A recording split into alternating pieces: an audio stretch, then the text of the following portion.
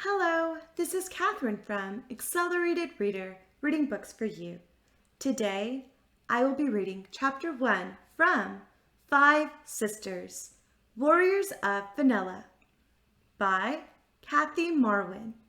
Before I begin reading, I would like to give a big thanks to the author for sending me this book to read on my channel. In the description below, I've included links where you may find and purchase this book. Don't forget to like and subscribe. Chapter 1. The sea was hitting the sandy shore that shined in the morning sun. The air was clean and light, while the sea water was as clear as a mirror. The light and pleasant warm breeze could be heard, but even louder and more conspicuous was someone singing and guitar playing. A tall girl with short blonde hair and dark straight eyebrows was sitting on the sand rug and playing her wooden guitar. She wore an all-white dress and a leather belt around her waist. It could be said that she was quite young, about 20 years old, or maybe even less. The girl who played and sang on the beach had expressive green eyes that she gazed into the distance.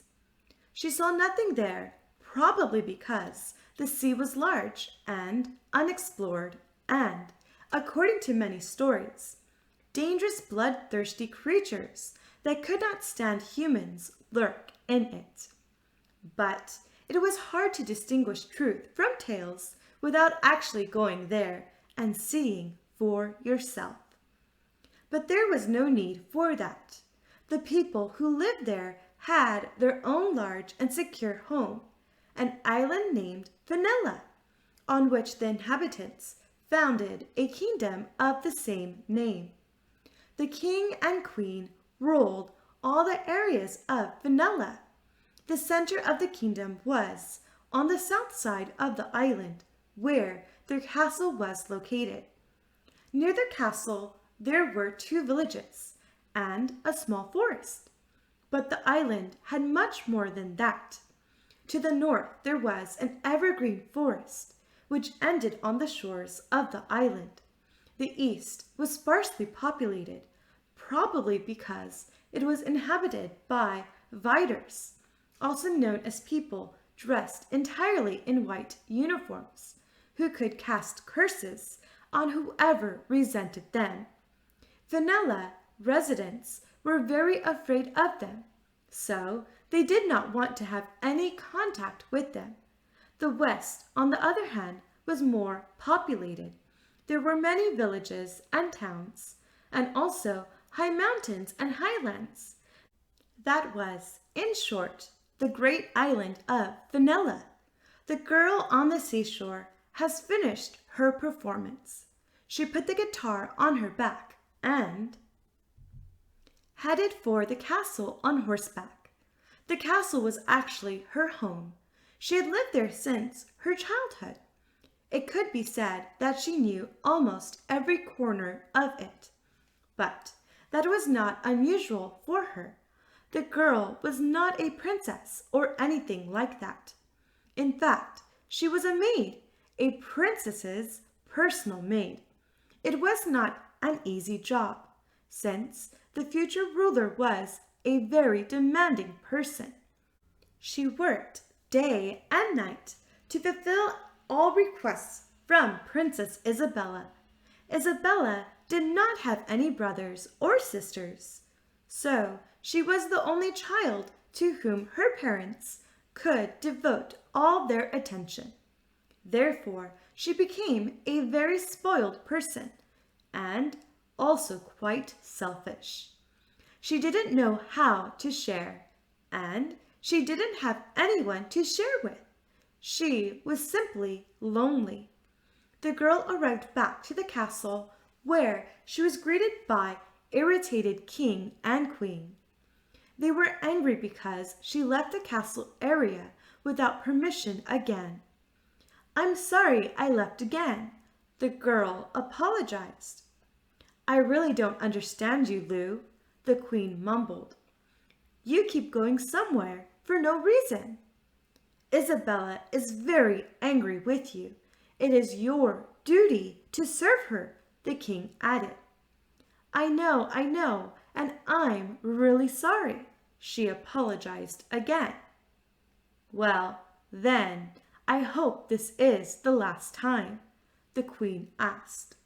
Yes, I promise it is. You can go now, the king told her. After that, Lou immediately ran to Isabella's room. She quickly went inside without knocking. Is everything all right? Lou cried out loud. Lou, how dare you enter my room without knocking? Isabella said harshly. Excuse me, your majesty, Lou said politely, though she was not comfortable with that spoiled brat. Excellent! It's good to have you here. Now take this basket and wash these dresses, Isabella said, while tossing a basketful of dirty laundry to her. Lou left without a word to wash Isabella's dirty clothes. She had to walk to a river nearby. She also took her guitar so she can at least have some fun.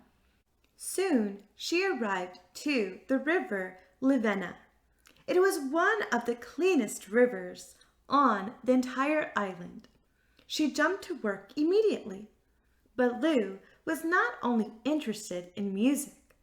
She wanted to go on an adventure and become a heroine or maybe a warrior. But she knew that wish would never come true.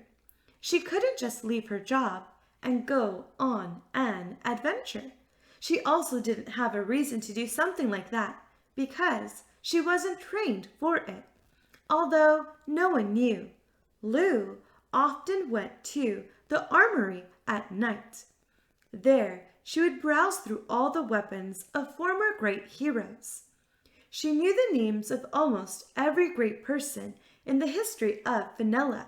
She wondered if she would one day do something special, and more importantly, what was the purpose of her life? Thank you for listening. Stay tuned for Chapter 2. Don't forget to like and subscribe. In the description below, I've included links where you may find and purchase this book.